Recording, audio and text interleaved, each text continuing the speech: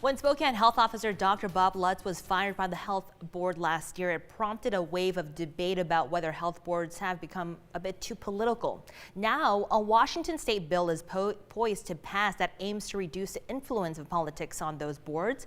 Political reporter Casey Decker has the details tonight.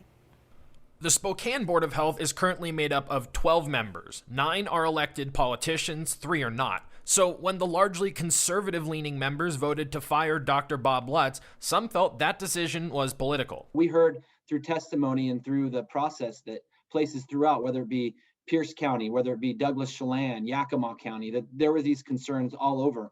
Spokane Democrat Marcus Riccelli is the main sponsor of a major bill to overhaul the local health board system statewide. The idea is to create a more consistent, less political operation. Really important to our community and several others is that we had a balancing of the health boards with medical professionals, consumers, people with lived experience, etc.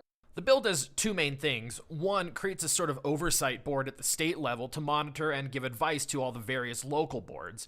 2, changes the makeup of local boards. It would require at least half the board members be unelected and come from the medical field, business community, or nonprofit sector. It also gives local tribes the option to send a representative. So I don't think it's a huge leap. I think we'll get better public health decisions. I think it will depoliticize public health, which I think is important. We need to make sure that public health isn't being affected by politics. And we also need people with lived experience, with backgrounds in public health and medicine to be around the table to help make good decisions for our community.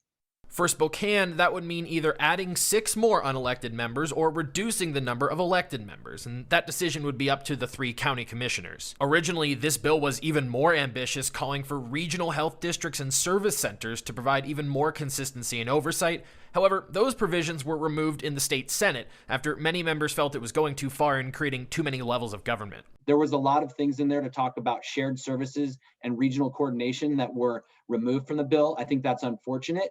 But there's a lot of good stuff in there. So I think it's kind of a mixed bag going forward. The bill has now passed both House and Senate. The House just needs to approve the changes made by the Senate before the bill gets sent to Governor Inslee's desk. Riccelli expects that could happen soon. Casey Decker, KREM 2 News. Well, now, although there was widespread Republican opposition to earlier versions of the bill, the current version is supported by some conservatives. However, Ritzville State Senator Mark Schessler told us just a little while ago he is still not a fan. It's an answer in search of a problem.